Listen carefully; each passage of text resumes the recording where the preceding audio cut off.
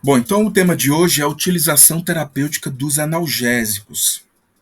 É um tema extremamente importante para a área de saúde, né? Porque muitas vezes os pacientes vinculam o tratamento ou a busca do profissional quando tem uma queixa pontual de dor, né? E a gente lembra muito bem da nossa área de atuação. Então, as odontalgias geralmente são de fato a maior queixa onde os pacientes procuram o atendimento, né?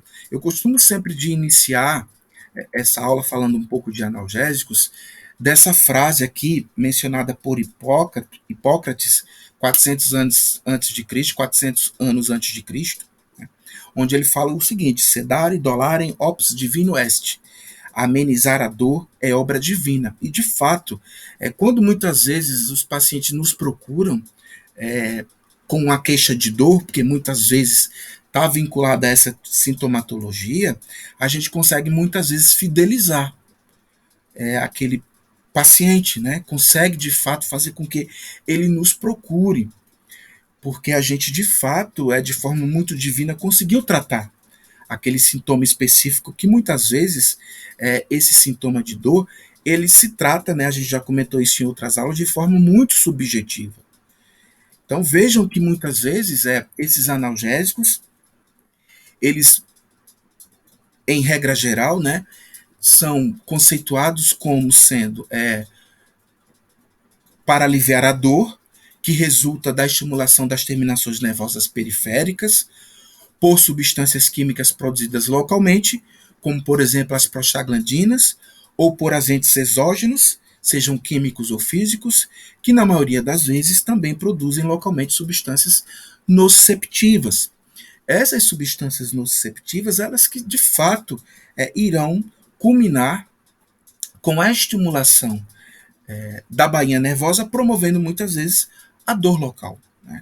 Que muitas vezes pode estar vinculada a efeitos anti-inflamatórios, a trauma, ou também a traumas, né, vinculados. A gente vai ver que a gente categoricamente vai dividir as dores de um modo geral, basicamente oriundas, né, dessas duas grandes vias, né, que é a estimulação da bainha nervosa e, consequentemente, uma dor que a gente chama mais central, que tem estimulação lá no sistema nervoso central, ou muitas vezes por um dano, né, por um trauma causado, e aí muitas vezes vai estar vinculado ao processo de inflamação, que a gente já tratou em aulas passadas. Então, sabendo disso, muitas vezes o grande desafio dos pacientes é fazer a avaliação da intensidade da dor. Lembrando que muitas vezes essa dor ela se dá, né, como sintomatologia bastante subjetiva. Então, por exemplo, existem hospitais que muitas vezes trabalham com escalas visuais numéricas a fim de determinar, através de números, ou em pediatria, por exemplo, através de expressões, né, com emojis, vinculados à intensidade da dor que o paciente possui. E com isso, criar muitas vezes uma escala a depender da indicação, da numeração de uma dor ausente ou de uma dor mais eminente, mais forte, vinculada a essa escala numérica, e daí prescrever agentes terapêuticos. Então, por exemplo, no Albert Einstein, eles fazem bastante isso, né, nos pacientes, principalmente oncológicos, onde eles muitas vezes pedem para o paciente marcar nessa escala aqui visual, numérica, aquela dor que ele sente. Se ela vai desde uma intensidade, a ausência de dor, até uma dor moderada, onde ele pode marcar nessa escala, né, até uma dor muito forte, que muitas vezes vincula a numeração 10. Ou quando o paciente não tem entendimento da escala, eles podem usar, por exemplo, esses emojis que são muitas vezes sombreados na escala numérica. Então, muitas vezes, essa escala numérica, quando é dada ao paciente, a numeração aqui ela é apagada. Lembrando que ele vai marcar nessa escala aqui mais à esquerda a ausência de dor e na escala mais à direita a pior dor possível que ele possa sentir. Então, quando ele marca isso, ó, por exemplo, marcou nessa área aqui específica, a gente muitas vezes consegue fazer a prescrição da intensidade dessa dor e, consequentemente, prescrever o agente analgésico que ele vai tomar, né? Ou que ele vai usar, né? Para aquela intensidade, né? A gente usa muito também essa escala muitas vezes na laser terapia. Vocês vão ver mais à frente, né? Quando fizerem a habilitação em laser terapia, quando muitas vezes os pacientes chegam com dor, né, ou com parestesias, ou com ausência de estímulo de toque, né, de propriocepção naquela área, muitas vezes a gente vincula essa escala para fazer a prescrição da irradiação do laser para aquela área, né? E a gente faz essa parte de escala muito cega, onde a gente depois faz a projeção da régua para identificar que intensidade de laser terapia vai fazer ou que drogas nós vamos usar. Porque essa sintomatologia, de fato, ela é muito subjetiva muitas vezes, né? Porque muitas vezes os pacientes estão muito vinculados a ter o atendimento prévio ou mais rápido do profissional, se tiver essa intensidade de dor mais vinculada à sua queixa, né? Então, por isso que essas escalas existem, para muitas vezes ter uma maior objetividade no atendimento e conseguir fazer uma melhor prescrição para a analgesia desses doentes, desses pacientes. Nós sabemos que esses agentes analgésicos, eles podem estar vinculados a um trauma local.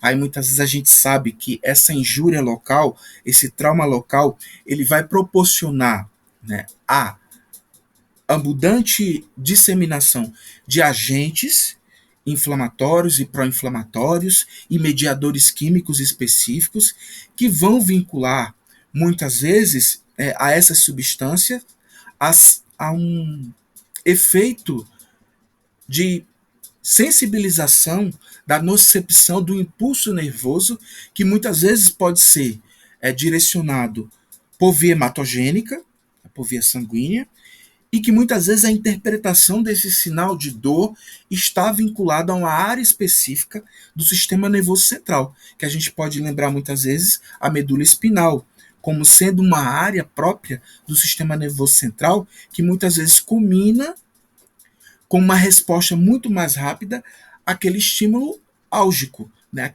aquele estímulo doloroso. Obviamente que isso depende muito da sintomatologia e também da lesão, que está muitas vezes vinculada. Eu falei para vocês em aulas passadas, né, que essa dor ela pode ser vinculada muitas vezes com uma neuropatia, uma perturbação direta do sistema nervoso central, ou também ela pode ser fisiológica, ou causada por um trauma local. E muitas vezes esse trauma local, através de eventos da inflamação, que a gente consegue ver aqui, ó, vários mediadores químicos, células que estão vinculadas, como por exemplo o mastócito, que vai liberar substâncias, que vai vincular a sensibilização desse sinal nocivo a uma propriocepção, a nociceptividade da fibra nervosa, muitas vezes vinculando um estímulo de dor nessa área do sistema nervoso central. Então, muitas vezes, esse sinal pode ser interpretado, né, por uma via externa, muitas vezes vinculada ao trauma, que proporciona um agente anti-inflamatório local, que a gente consegue ver aqui, que é muitas vezes interpretado no sistema nervoso central. Ou muitas vezes pode ser o contrário, né? Uma eferência pode acontecer. Eu tenho uma perturbação no sistema nervoso central, aí a gente lembra, por exemplo, das dores neuropáticas, então dores que aparecem, né, perturbações que aparecem no sistema nervoso central, que vão ser vinculadas à parte mais externa do corpo. Aí a gente pode lembrar, por exemplo, da nevralgia trigeminal, da síndrome da ardência bucal, né, que são dores mais neuropáticas. Mas vejam que o sistema nervoso central sempre vai estar vinculado a essa resposta de propriocepção de dor que o paciente possa vir a ter. Tudo vai ser vinculado, obviamente, com esse estímulo nervoso aqui associado. E nisso a gente lembra, muitas vezes, né, que essa dor, esses analgésicos, eles podem agir muitas vezes por um estímulo fisiológico, onde tem uma cascata de sinalização própria que irá liberar citocinas que vão promover esse estímulo doloroso, ou um estímulo patológico, onde eu também vou ter uma cascata de sinalização vinculada que está relacionada à inflamação, e a gente tem que lembrar daqueles sinais flogísticos da inflamação, que muitas vezes está vinculado à dor. Então, os analgésicos, eles podem agir por essas vias, pela via fisiológica, né, proporcionada muitas vezes por essa cascata de sinalização mais simples, ou então muitas vezes por um estímulo patológico, né, causado por uma inflamação local, que muitas vezes vai ter essa cascata de sinalização superestimulada, favorecendo muitas vezes ao estímulo doloroso, que tudo isso vai ser interpretado a nível do sistema nervoso central, né, seja na medula espinhal, no tronco cerebral, no telencéfalo, na parte do córtex cerebral. Então, a gente tem aqui, por exemplo, também outras vias de sinalização que vão estar envolvidas por esses agentes analgésicos. Então, a gente lembra aqui, por exemplo, que a depender do nível dessa cascata de sinalização, a atividade da fibra nervosa, seja ela fibras lentas ou fibras rápidas, vão estar vinculadas muitas vezes à ação desses agentes analgésicos. Então, eu tenho, por exemplo, aqui o estímulo nocivo. Então, os analgésicos vão influenciar nessa cascata de sinalização, né? Muitas vezes a gente lembra que esse estímulo nocivo da dor, ele pode ser bloqueado logo nesse início, fazendo com que esse estímulo não seja vinculado à formação, por exemplo, de substâncias como óxido nítrico, ou muitas vezes despolarizando a membrana neural e, consequentemente, gerando dores mais exacerbadas. Por isso, gente, que muitos pacientes que quando têm odontalgias, quando a gente faz um bloqueio anestésico, com anestésicos, principalmente lidocaína, eles melhoram, porque a gente melhora esse bloqueio da despolarização nervosa. Então, eles têm um conforto, muitas vezes, vinculados a essa cascata de sinalização, muitas vezes vinculada ao sistema nervoso periférico, por conta da despolarização nervosa. Aí eu sempre gosto de falar, quando eu mostro esse esquema aqui, ó, que muitas vezes o bloqueio nervoso ele pode estar prejudicado por conta do pH alterado. Porque muitas vezes aquele pH alterado ele está relacionado a efeitos o quê? Da inflamação. Então, muitas vezes, quando a gente faz as infiltrações analgésicas, para que esse analgésico, para que esse anestésico possa agir naquele local, ele muitas vezes não tem muito efeito, porque o pH tecidual vai estar alterado.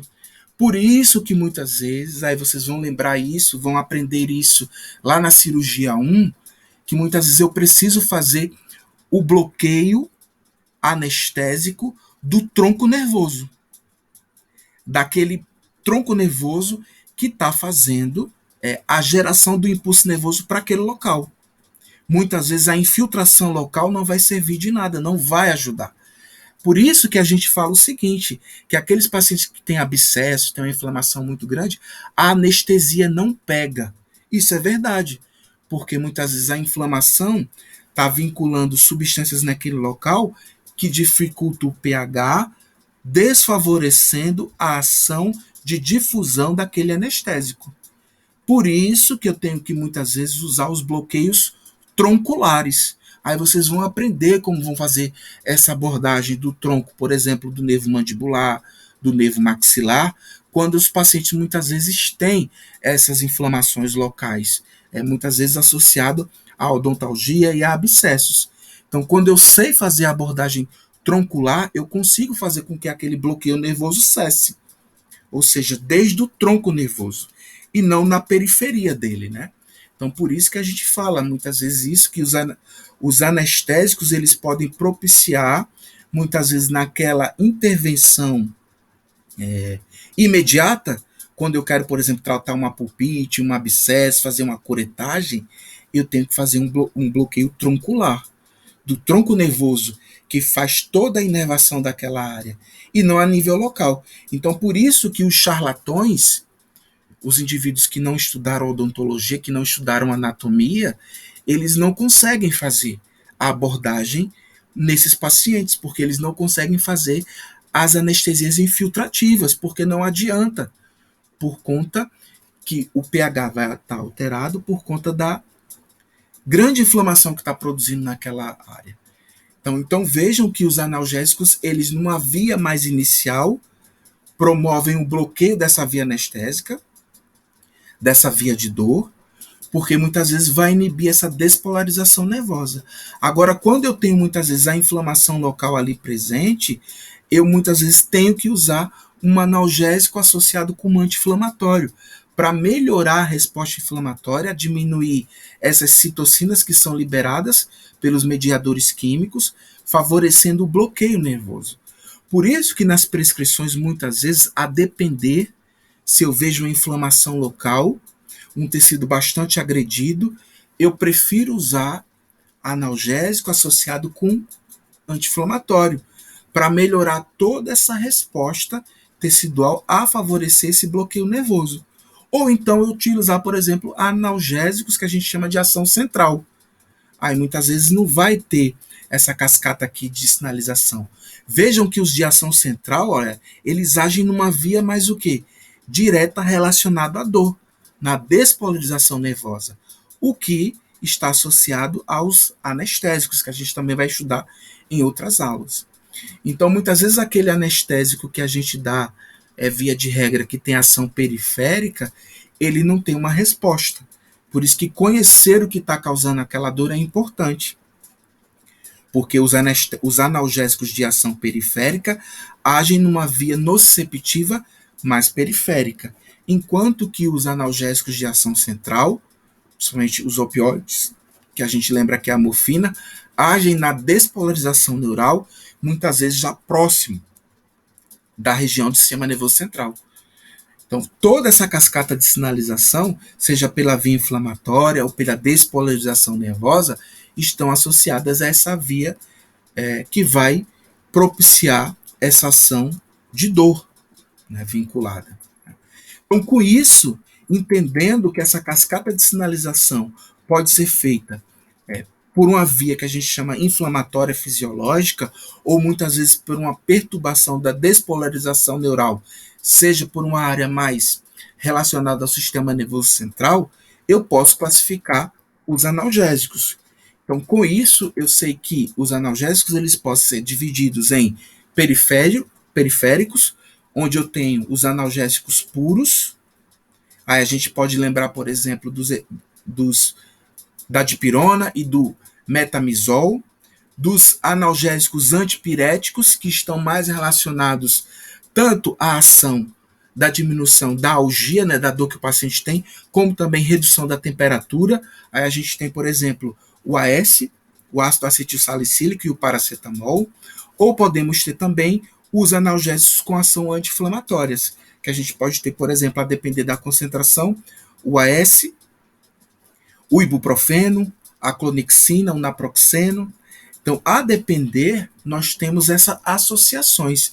E nós vamos ter também, associado a esses analgésicos periféricos, principalmente a dipirona e o paracetamol, que são os mais usados aqui no Brasil de longa escala, com a prescrição mais abundante, associações. Muitas vezes, quando eu quero efetivar a ação analgésica daquele medicamento, eu posso associar, por exemplo, cafeína, eu posso associar também medicamentos que vão proporcionar uma ação de relaxante muscular, ou também usar alterações que vão melhorar também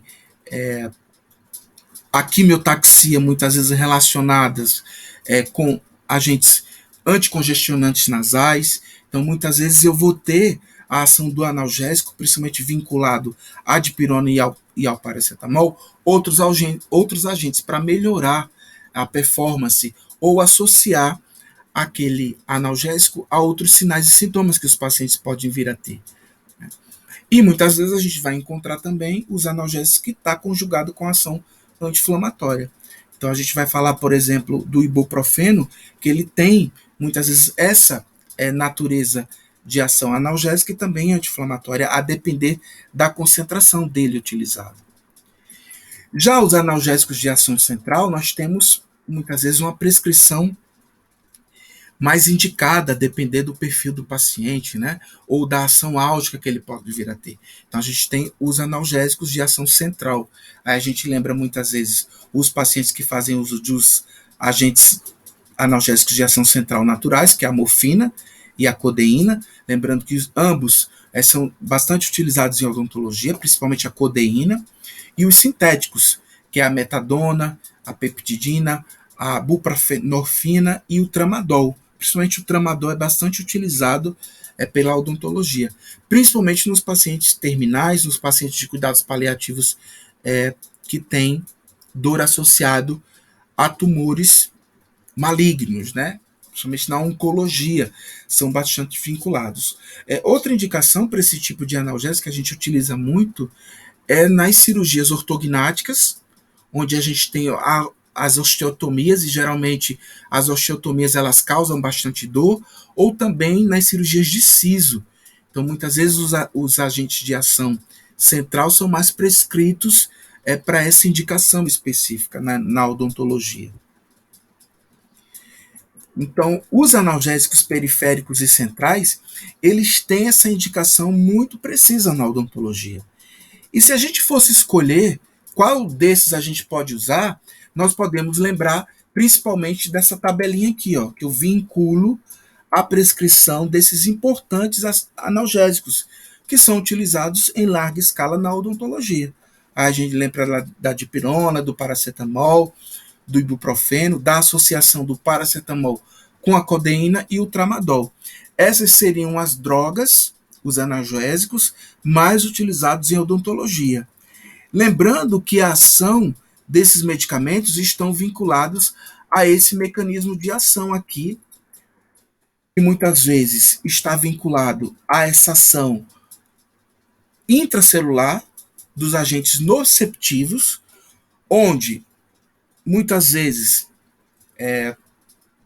em processos fisiológicos ou muitas vezes de inflamação típica, vai acontecer por esses agentes produzidos, como as prostaglandinas, os leucotrienos e outros alcaloides, eles vão proporcionar um influxo maior de cálcio para o interior da célula, aumentando o AMP cíclico, e esse AMP cíclico vai fazer com que a bainha nervosa despolarize com mais facilidade, promovendo o impulso nervoso álgico, fazendo uma sensibilização no sistema nervoso central, promovendo o processo de hiperalgesia. Então, está vinculado muitas vezes nessa cascata de sinalização. Muitas vezes relembrado aqui na cascata de inflamação, onde eu tenho a lesão tecidual, temos a ativação de importantes moléculas que estão localizadas na membrana lipídica das células, favorecendo muitas vezes a ativação da fosfolipase A2 e a degradação do ácido araquidônico, muitas vezes vinculando essas substâncias produzidas nessa cascata de sinalização, principalmente as substâncias conhecidas como as prostaglandinas e os leucotrienos, muitas vezes vinculada à via próprias de inflamação mediada pela COX-1 e também pela ciclolipooxigenase. Né? A gente vai estudar mais essas vias alternativas, muitas vezes vinculada aos efeitos dos anti-inflamatórios. Mas vale lembrar que muitas vezes essa via de sinalização da inflamação, ela pode também produzir hiperalgesia, porque a gente sabe que um dos processos cardiais da inflamação está vinculados à dor. Então, por isso que muitas vezes os analgésicos anti-inflamatórios são prescritos, principalmente quando a gente gera injúria naquele tecido, quando faz a biópsia, quando faz uma raspagem, quando faz uma intervenção que a gente de fato vai causar uma lesão tecidual local, faz uma pulpectomia, né, faz a retirada daquela polpa. Então a gente gera uma inflamação, proporcionando muitas vezes a hiperalgesia ativada por essa cascata de sinalização da inflamação. Mas vale lembrar que o efeito analgésico vinculado ao uso clínico dessas drogas estão muitas vezes vinculados à diminuição do influxo de cálcio na célula, fazendo com que ocorra a diminuição desse AMP cíclico, desfavorecendo o impulso nervoso e, consequentemente, diminuindo a sinalização álgica a nível do sistema nervoso central. Então, quando eu inibo essa via própria nociceptiva, eu vou muitas vezes vincular a ausência de ação álgica, ou seja, de dor, que vai muitas vezes estar vinculada ao sistema nervoso central. Então, por exemplo, a dipirona ou diclofenaco, eles agem muitas vezes nessa via, inibindo esse fluxo de cálcio na célula, consequentemente diminuindo ou inibindo o AMP ciclo, que vai gerar um impulso nervoso e muitas vezes promovendo uma sinalização de dor no sistema nervoso central. Então, a categorização para essa via de sinalização dos agentes analgésicos está muito vinculado a esse fluxo de cálcio relacionado ao AMP cíclico. Obviamente que quando eu melhoro a inflamação local, quando eu melhoro muitas vezes a diminuição desse fluxo de cálcio na célula através de outro agente, aí a gente lembra, por exemplo, da cafeína, que ela também inibe esse AMP cíclico, né, faz com que esse agente nociceptivo fique mais protegido, fazendo com que esse impulso nervoso não aconteça. Tá? Então, os agentes analgésicos vão agir nessa via de sinalização, seja para qualquer tipo de dor vinculada, seja ela fisiológica, através de um sinal protetor, inflamatória, através, muitas vezes, de algumas doenças, como a artrite reumatoide, neuropática, né, que são as dores fantasmas, né, ou disfuncional, quando existe uma função anormal do sistema nervoso. Aí a gente lembra de algumas condições, como a fibromialgia, a síndrome do intestino irritável. Então, a depender da classificação da dor, muitas vezes a performance do analgésico vai estar vinculado a essa via de sinalização por conta da diminuição do influxo de cálcio, diminuindo o AMP cíclico localizado no interior da célula, e com isso não tendo a despolarização da membrana nervosa, o impulso nervoso ele não acontece. Por isso, gente, que na odontologia a gente tem uma ferramenta muito interessante para o manejo dos pacientes que têm dor odontológica. Né? Por isso que muitas vezes quando a gente faz um bloqueio anestésico troncular, ele já acalma.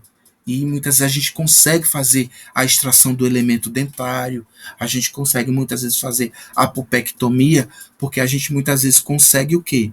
Melhorar esse impulso nervoso. E o agente anestésico faz muito isso. Então isso é uma grande intervenção que o dentista faz nos pacientes que têm queixa de dor. Quando a gente faz o bloqueio troncular, aí a gente melhora toda essa performance aqui. Por mais que naquele local esteja uma cascata de sinalização exacerbada de inflamação fisiológica ou de inflamação patológica, né? Então, quando eu consigo também inibir por uma via secundária, por conta da despolarização nervosa com agente anestésico, porque o anestésico, a lidocaína, principalmente, ela vai agir nesse impulso nervoso, na despolarização, vai inibir, né, que aquela membrana nervosa ela tenha o impulso nervoso alterado por conta do AMP cíclico. Então, por isso que a gente tem, muitas vezes, a anestesia como um grande aliado aos agentes ou à ação álgica, né, para que aquele paciente não tenha dor durante o tratamento odontológico, né, não tenha sensibilidade daquela área ou não apresente dor. Né. Então, quais as medicações que a gente mais utiliza de odontologia para dor? A gente sempre, para qualquer situação, seja eu trabalhando com cirurgia, na estomatologia, fazendo biópsia, seja também para endodontia, né, para as pessoas que trabalham com canal, que tem bastante vinculado esse tipo de alteração, nas DTMs, a gente vai ter sempre essas drogas aqui vinculadas. Então a gente tem que lembrar sempre da dipirona, nessa dose usual, de 500 a 1 grama, e esse intervalo de dose ele pode iniciar com 4 horas, 4 horas, 6 em 6 horas. O paracetamol também, seja na dose de 500 ou 700 miligramas. A gente lembra, né, que ele pode ter intervalos iniciando de 6 horas, podendo ser maior. O ibuprofeno de 200 miligramas. Então a gente tem, por exemplo, nessa concentração com uma analgesia, né, iniciando nesse intervalo de 6 horas. Nós temos aqui uma droga também muito utilizada, principalmente em cirurgia, onde os pacientes têm queixa de dor pós-operatória, né, geralmente nas cirurgias ortognáticas, nas cirurgias de siso, né, onde tem osteotomias vinculadas. A gente tem a associação do paracetamol com a codeína, que é um principal agente analgésico de ação central. Então a gente tem nessa concentração 500 miligramas de paracetamol com 30 miligramas de codeína. A gente tem como nome comercial o Tilex, que é a associação desses dois elementos aqui, que a gente pode fazer, tá fazendo em tomadas de 6 horas, no mínimo, até 8 horas e até 12 horas, a depender da indução de inflamação que eu causei, né, de ação álgica que eu vou causar naquele paciente. Temos também, por exemplo, o tramadol, que é bastante utilizado em dor de paciente que tem, muitas vezes, traumatismo maxilofacial, ou também pacientes oncológicos. A gente lembra do tramadol, que é um principal agente analgésico central. Nessa dose de 50 miligramas, a gente faz geralmente as tomadas de 8 horas, 12 horas, né? Lembrando que o intervalo pode iniciar de 8 horas. Então, essas seriam as drogas mais utilizadas. Entretanto, a depender do biotipo do paciente, da indicação que ele tenha, nós vamos ter indicações e contraindicações para o uso racional dessas medicações. Quando a gente fala, por exemplo, da dipirona, nós temos algumas considerações. A lembrar que, por exemplo, a dipirona é um analgésico eficaz e seguro para a odontologia, então ele é o mais utilizado. Então, muitas vezes, quando os pacientes não têm alergia, é a primeira droga de escolha analgésica para os pacientes, naquela concentração de 500 a 1 grama. Tem uma resposta muito boa em odontologia nas intervenções. Por via intramuscular ou endovenosa, a gente tem que fazer cautela pacientes com condições circulatórias estáveis.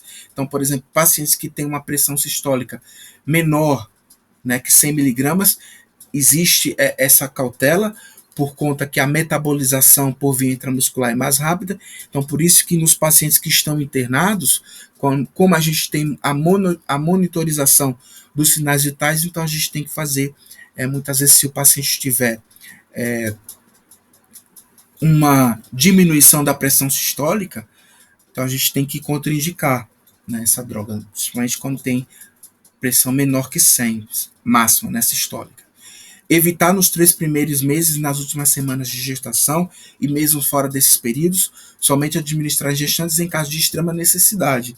Então, porque a gente sabe que a dipirona, né, ela ultrapassa a barreira placentária, então muitas vezes ela não é indicada para gestantes, né? Por isso que muitas vezes as gestantes fazem uso mais do paracetamol, né? Quando comparado com a dipirona, o paracetamol é mais indicado nas gestantes, porque o paracetamol não ultrapassa a barreira placentária. Ela também vai ser contraindicada para portadores de doenças metabólicas, como a porfiria hepática ou a deficiência congênita de glicose 6-fosfato desidrogenase, ou pacientes com história de anemia ou leucopenia, né? Então, os pacientes que têm alterações hematogênicas, e geralmente os pacientes que têm alterações hematogênicas também têm perturbação no sistema hepático, né? Porque o sistema hepático tem muito a ver com coagulação. Então, por isso que a gente faz essa restrição nesses pacientes para o uso de dipirona. Já para o paracetamol, nós temos que o analgésico mais seguro em gestantes e lactantes, podem causar danos ao fígado, então por isso que a prescrição das doses máximas diárias não deve exceder 30,25 gramas, então isso geralmente a gente não ultrapassa, né, porque muitas vezes o paracetamol ele também vai ser utilizado como antipirético, né, para diminuir as temperaturas, né, bastante utilizado. Além da ação analgésica que ele tem, muito seguro em crianças, em gestantes e lactantes.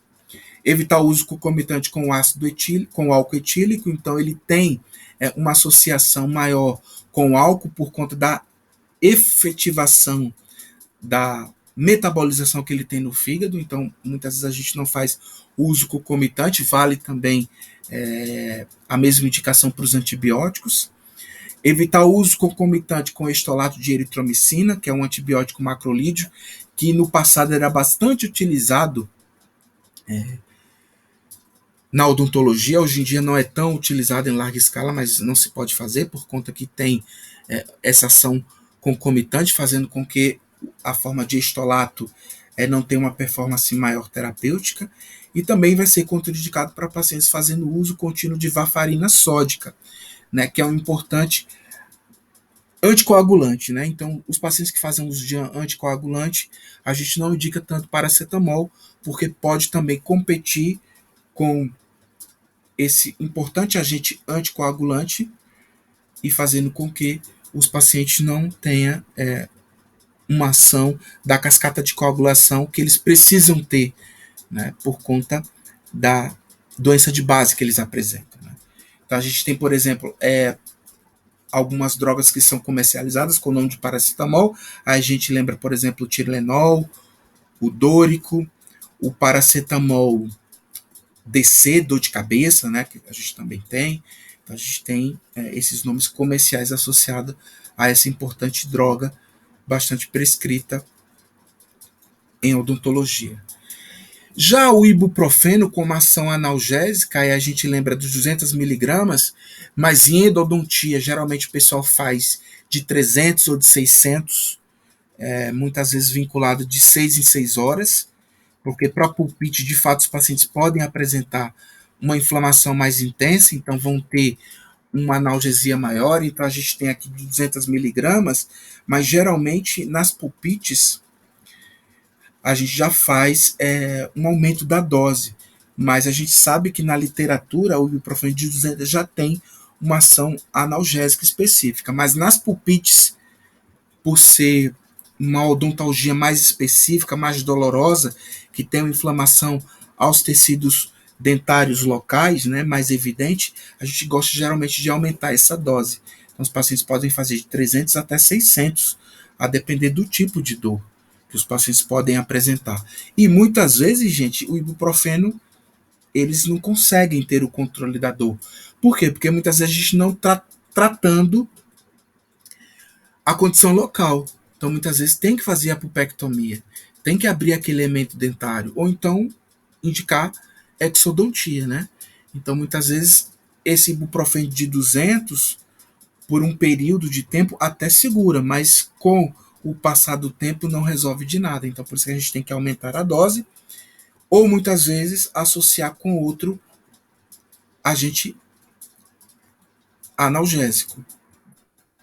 Nessa dose, a literatura recomenda 200, mas na prática clínica a gente vê que 300 e 600 muitas vezes está vinculado à prescrição do ibuprofeno, que nós vamos estudar mais à frente, que nessa dose ele melhora muito a função inflamatória. Então, nessa concentração, a gente já diz que ele é um analgésico anti-inflamatório, né?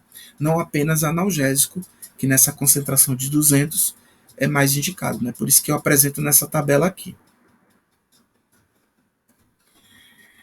Então, o ibuprofeno ele é contraindicado para pacientes com história de gastrite, úlcera péptica, hipertensão arterial ou doença renal. Isso por quê, gente? Por conta que é uma medicação que já tem uma performance maior de anti-inflamatório. Nós vamos ver nas próximas aulas que muitas vezes os pacientes sistemicamente comprometidos, os anti-inflamatórios ficam muito contraindicados. Por quê? Porque eles vão mexer nessa via de sinalização aqui propriamente dita, indo muitas vezes em COX-2, no COX-1 também, na lipooxigenase. Então, por isso que ele tem essa restrição maior, quando comparado com os outros analgésicos, né? Então, por isso que a gente sempre fala isso. Então, paciente extremamente comprometido, então, doença cardiovascular, doença renal, doença gástrica, a gente tem essa contraindicação. Evitar também em pacientes com história de hipersensibilidade ao ácido acetilsalicílico pelo risco potencial de alergia cruzada. Aí a gente lembra também por conta da cascata de sinalização aqui, porque muitas vezes ela produz substâncias que causam maior hipersensibilidade. A gente viu lá na cascata aqui, ó, mais aqui atrás que eu mostrei, essas substâncias produzidas de mediadores inflamatórios estão muito vinculados à hipersensibilidade. É por isso que os anestésicos, por isso que muitas vezes os anti-inflamatórios, eles têm maior risco de fazer essa ação, né, de hipersensibilidade, né, provocar mais alergias. Tanto que os pacientes que têm história de alergia, a gente muitas vezes faz essa investigação e não prescreve os ibuprofenos. Aí que eu coloco para vocês, por exemplo, o ibuprofeno, numa concentração de 400 que também existe, que também pode estar associado à ação analgésica e também antipirética, né, para alívio da dor. Vocês vão ver que o ibuprofeno para criança, aí na pediatria vocês vão ver que ele é bem indicado, principalmente para diminuir febre quando os pacientes também têm dores associadas a, a, ao irromper dos dentes descidos, né? Então, muitas vezes os pediatras prescrevem muito o ibuprofeno e os odontopediatras também, né, por conta da ação anti-inflamatória local fisiológica causada pelo nascimento dos dentes descidos, né? E quando a gente fala, por exemplo, dos analgésicos de ação central, a gente lembra da codeína e do tramadol, geralmente seu início de ação ocorre em geral 1 hora após a administração, uma dose de 50 miligramas, por exemplo, do tramadol. Então, são medicamentos que muitas vezes a gente orienta que o paciente leve para fazer o uso pós-cirurgia, porque ele já sai do consultório medicado, por conta que a ação dele é mais demorada, né, 1 hora. Não é indicado para pacientes menores de 16 anos. Efeitos adversos como náuseas, constipação intestinal, vômito, alterações de humor, sonolência, depressão respiratória estão vinculados. Então, por isso que a gente faz uma prescrição para esses tipos de droga por ser de ação central, por eles terem maiores efeitos adversos. Então, cautelas em pacientes idosos, debilitados, com insuficiência hepática ou renal, hipertrofia prostática e portadores de depressão respiratória. Por eles agirem em ação central, o sistema nervoso central, eles tendem a causar maior depressão respiratória. Então, por isso que a gente geralmente faz a prescrição mais restrita para essas drogas.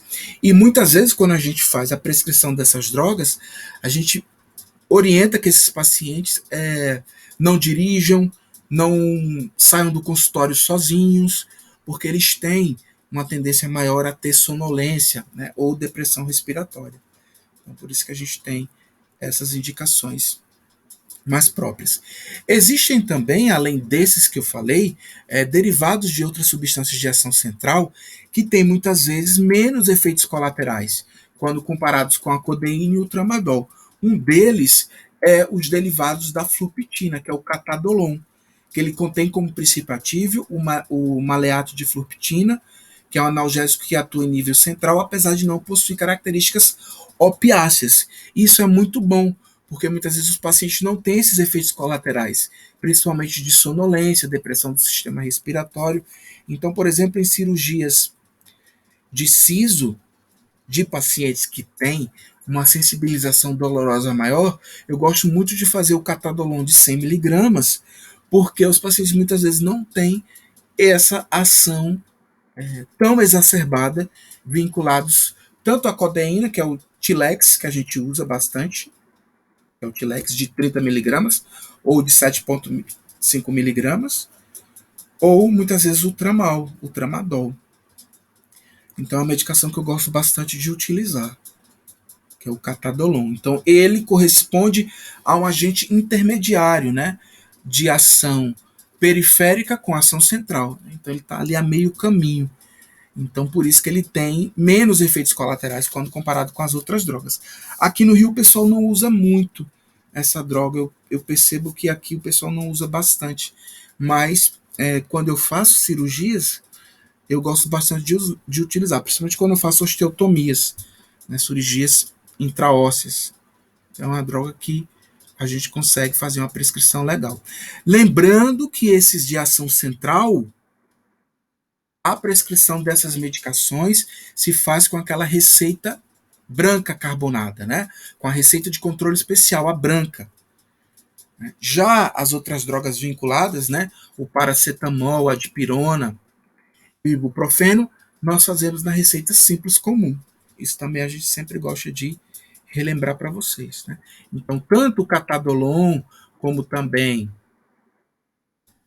o Tilex e o Tramal, a gente faz na receita de controle especial. Já essas drogas, elas também podem ser usadas em pediatria, então a gente lembra que a dipirona, o paracetamol e o ibuprofeno podem ser indicados, geralmente nessa posologia aqui, uma gota por quilo de peso. Então, sempre pergunta, quantos quilos seu filho tem? Aí geralmente vai estar vinculado ao peso da criança. Então a gente tem a dipirona, o paracetamol e o ibuprofeno, sempre fazendo nessas doses, 500 miligramas por ml, geralmente são em gotas, né?